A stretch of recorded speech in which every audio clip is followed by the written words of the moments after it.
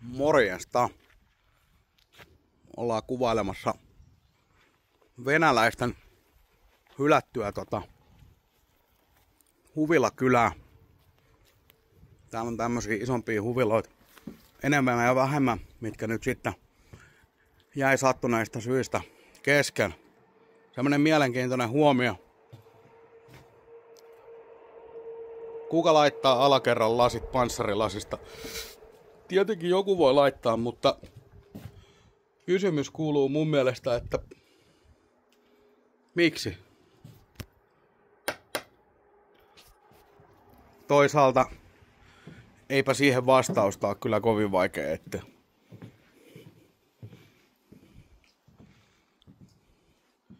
Käydään kattoo, että päästäänkö kurkkaan näitä tuolta sisäpuolella.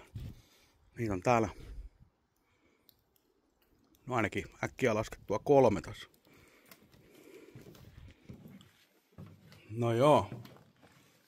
Morjens. Toi lettos.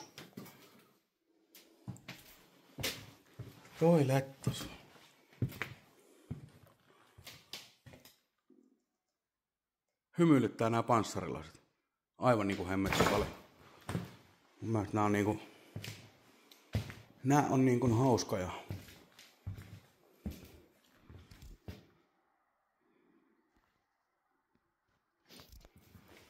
Hauskoja juttuja. Joku voisi sanoa, että ei ole kyllä mitään hauskaa. Niin no, toisaalta ei. Aamulla oli pakkasta joku lähi ja aika kylmä oli. Ja. Täällä on tyylikäs kylpyhamme. Nyt sit taas oli niin lämmin, että siinä on jotain höpö.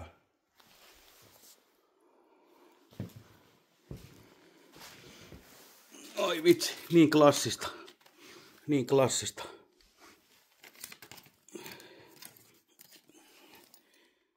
Siinä on ollut vähän fyrkkaa. Forexin noita rahanvaihtokohdalla.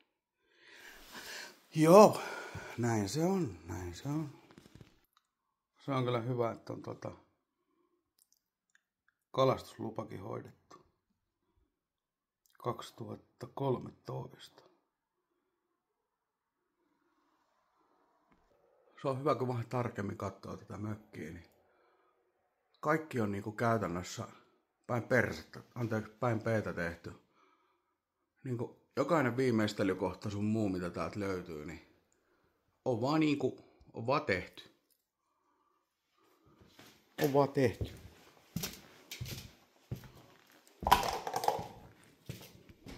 Tää on turvallisen näköinen tää kestää. Aika komea mesta.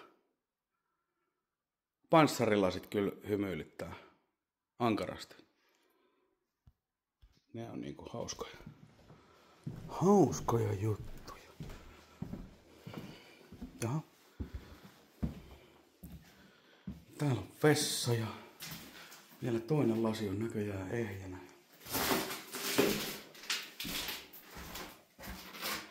Tuolla on vielä pari lisää. Ei nää nyt mitään ihan ilmaisia. Ihan sama miten päin peetä nää on rakennettu. Ole olleet nämäkään. Täällä on tämmönen huone. Kyllä. No ei mitään. Hypätään tonne eteen. Tossakin tommonen rakennuksen kukkanen. Ei niinku... Nää on niinku tosi hauskasti tehty. Vähän villaa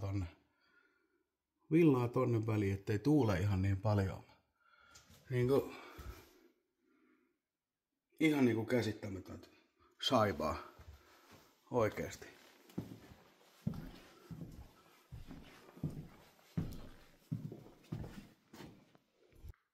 Täällä on sitten